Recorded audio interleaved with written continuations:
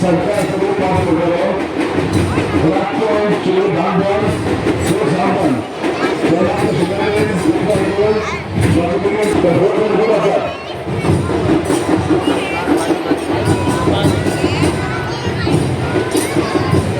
शिंगारी मुसळलेले अनुभव घ्यायचे आणि कोसळले कोणतरी माणूस होता आता जातीने भाषण पाहते देश में मजबूरी है ये कोटा सा मजबूरी है ना तो आपको अगले ये को फैशन होगा देखना होगा ये दो बात मुकर है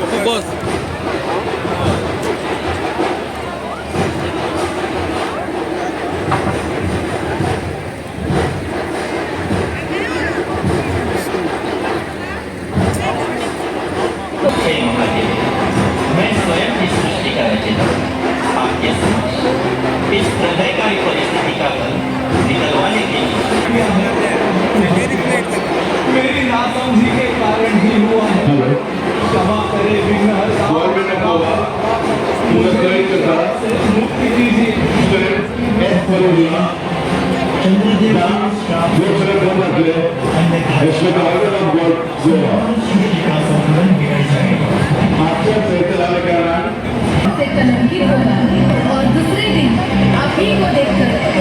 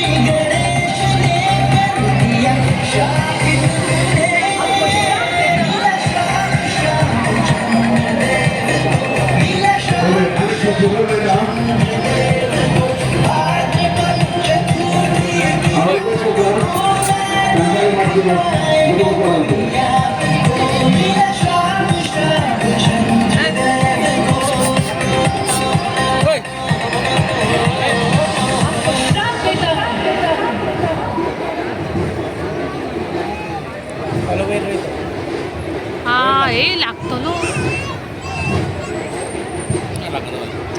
ए दोरी आहे सगळं दोरी आहे जीतू अंकुर बोल रहे हैं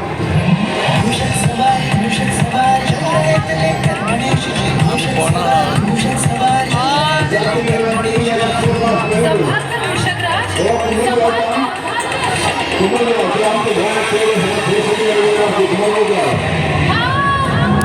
माता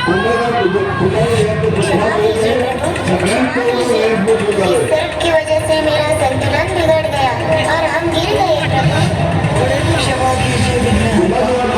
क्षमा कीजिए आपको गिराने की कोई वजह नहीं थी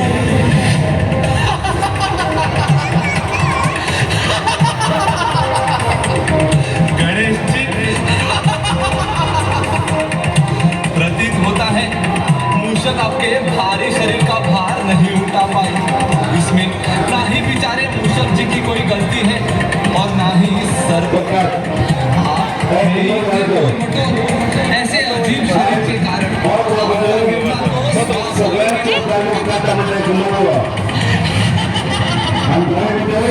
चंद्रदेव, मूर्ख चंद्रदेव, मैं प्रथम पूज्य गजानन आपको श्राप देता हूँ। जिस सुंदरता के कारण आपको इतना अहंकार है, उसी तेज को तेजहीन कर आपका वर्चस्व सदा के लिए समाप्त करता हूँ। हे महादेव, मैं स्वयं इस सृष्टि का रचयिता आपके समक्ष इस प्रलयकारी परिस्थिति का निकलवाने के लिए समस्त देवता गणों के साथ आया। उठिए प्रभु, उठिए।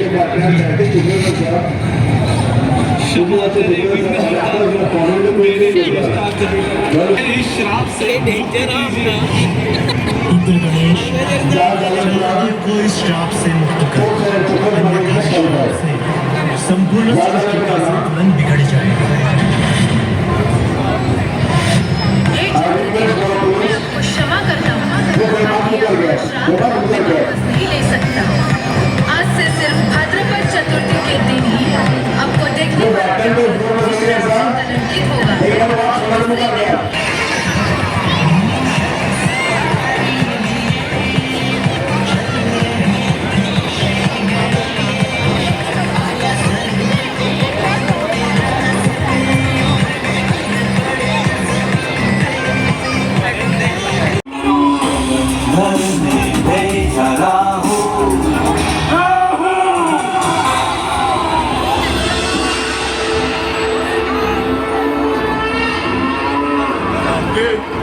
क्या हो गया शिव के क्रोधाग्नि से ये कौन प्रकट हुआ है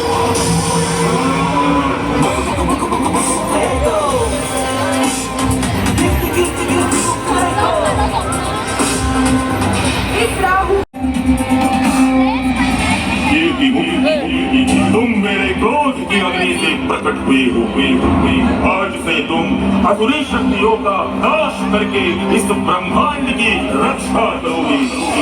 एक रात आई क्रोध से दिन ने फिर खोला आग से प्रकट हुआ भयानक सा शक्तिशाली त्रिमुख था। रात को शरण बुलाया, दुख मिटाया, प्यार को खाया, गया मुँह शिव का प्यारा हुआ था पहली कृति मुख।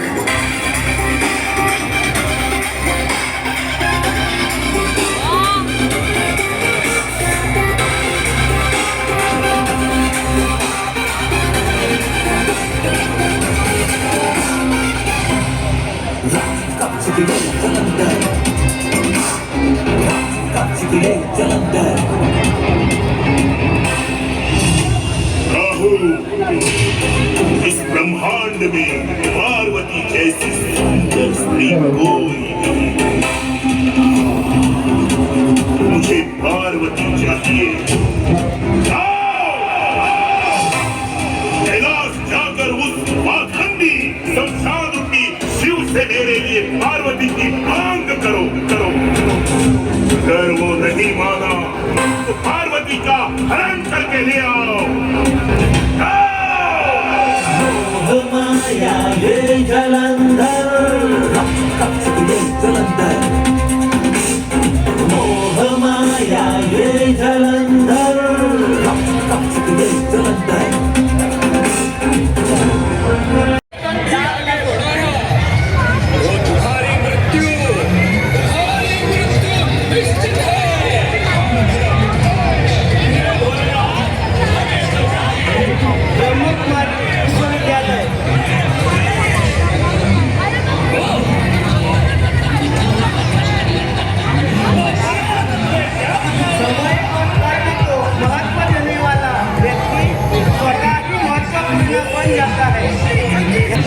Depicting karma philosophy.